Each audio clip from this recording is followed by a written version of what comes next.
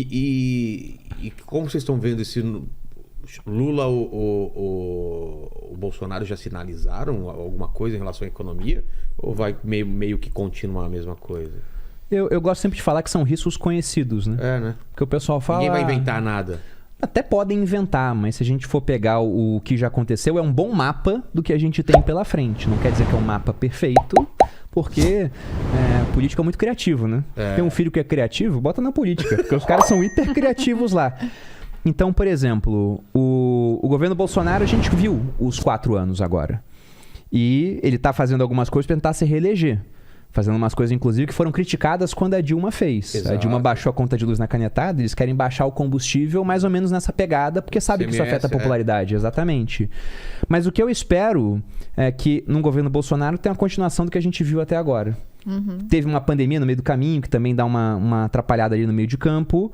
Mas o que eu espero? A inflação do Brasil mais controlada. Tá. Para um governo do Lula, eu esperaria uma inflação mais alta. É mesmo? Por conta do que ele está falando que vai fazer. Ele quer tirar teto de gastos, ele quer aumentar gasto público. Ele fala que ele vai aumentar imposto sobre os ricos. Mas o rico é quem melhor consegue se esquivar dos impostos, né? Se a gente pensar até no imposto de renda, ele não surgiu para tributar a classe média e o pobre, como é aqui no Brasil hoje. Ele surgiu durante a época das guerras napoleônicas, os ingleses lá, pensando que Napoleão ia dominar toda a Europa. Como é que a gente faz para combater esse homem, que alguns diziam que era o sopro de vida mais poderoso que já passou pela Terra? Esse era um rival político dele falando, Chateaubriand.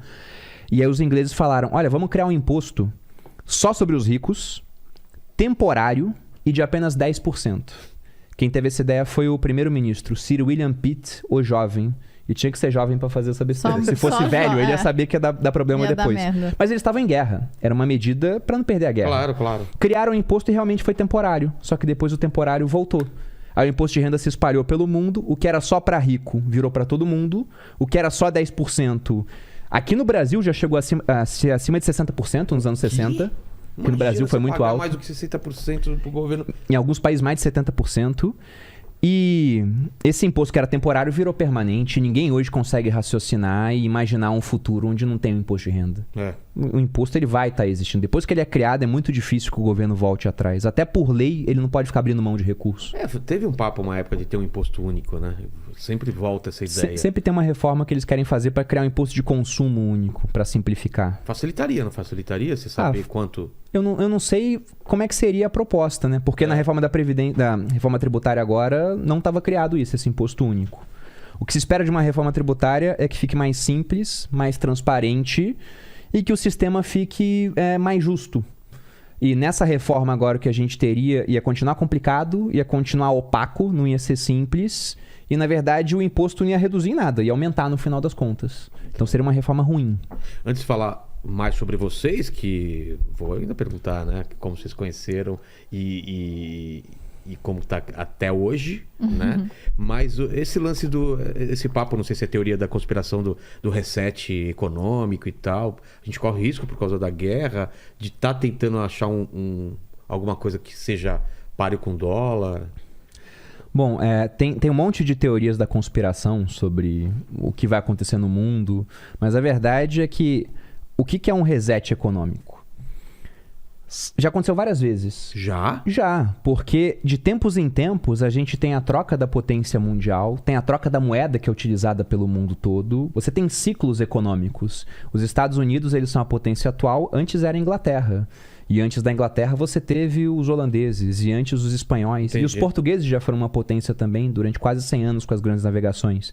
Então você tem a troca das moedas. E esses sistemas econômicos, eles duram pouco tempo, assim, comparado, né, com a história, não com a nossa vida, pelo seguinte: se você for pensar no dólar, o dólar é uma moeda que ele é utilizado pelo mundo todo.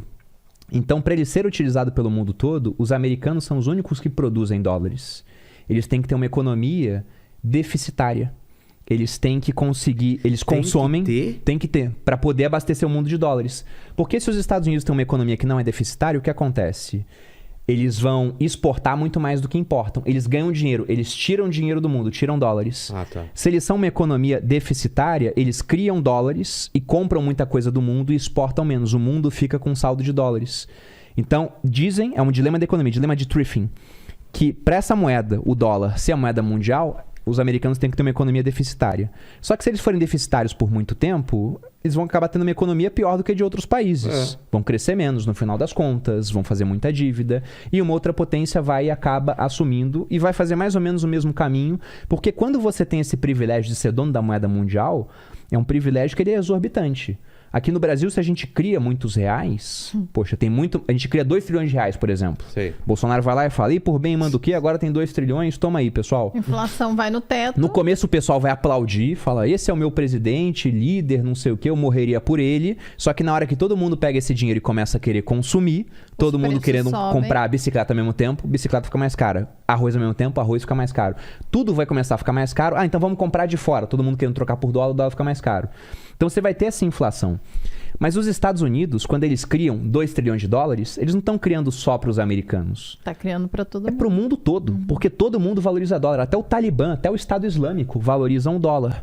Agora, se a gente cria 2 trilhões de reais, quem valoriza isso é o brasileiro, o argentino, porque a dele é pior ainda que o real, o paraguaio, o uruguaio, o boliviano. Agora, tenta fazer comércio com um japonês e falar, vou te pagar em real. Ele vai falar, não vai me pagar em nada então, porque eu não faço comércio em real, me paga em dólar. Então, como o dólar ele é muito utilizado pelo mundo todo, eles têm esse privilégio de poder criar muitos dólares e eles continuarem a ser aceitos até certo ponto. Porque depois que eles criam demais, vai começar a ter uma inflação em dólar, aí os preços em dólar começam a variar muito. E sempre que um preço varia muito, fica mais difícil de fazer as compras naquele preço. A unidade de conta, né, que é uma das funções da moeda, ela fica prejudicada. Se a gente for pensar numa moeda, ela tem que ter 3 coisas. A primeira delas, e praticamente nenhuma moeda tem isso hoje, é ser uma reserva de valor. É algo que protege valor ao longo do tempo. O ouro, por exemplo, faz isso muito bem. Se você tem um pedaço de ouro agora e você guarda ele para o futuro, ele vai estar valendo mais no futuro, muito provavelmente. Porque o preço de tudo vai ter aumentado por conta da inflação. O preço do ouro vai ter aumentado junto. O real não é mais reserva de valor, o dólar não é reserva de valor, nenhuma moeda fiduciária é. Mas eles perdem pouco valor, geralmente, com o passar dos anos.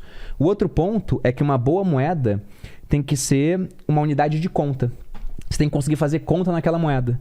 Na Argentina, por exemplo, os imóveis não são mais negociados em pesos, mas sim em dólares. Porque como todo dia o preço de tudo muda, o pessoal falou, já não quero mais fazer conta em peso para o meu imóvel. E eu nem aceito que você me pague em peso, porque não é mais reserva de valor, não posso guardar aquilo. Eu só quero agora dólares ou moedas fortes. A gente até, pensando em unidade de conta, imagina como que seria o transtorno se todo ano o metro mudasse. A gente usa o metro para fazer conta, né? E aí a gente chega lá e fala, não, agora 1 metro é 1,05 m. Porque teve uma inflação de 5% no metro, entendeu?